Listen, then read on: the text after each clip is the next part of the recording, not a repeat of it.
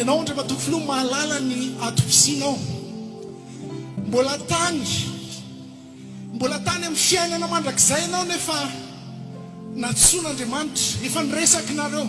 Lucifera, ianao anjely tany an-danitra fa nanota ny ata Mikael lasaka ety an-tany niloton'Andriamanitra tany an-danitra tany ianao.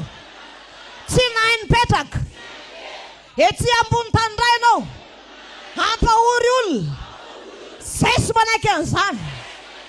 Zao ny tenenina aminao, miala eto dia vola faresy sisy voninahitra tsako any ambany faladia, any ambany faladia, any ambany faladia.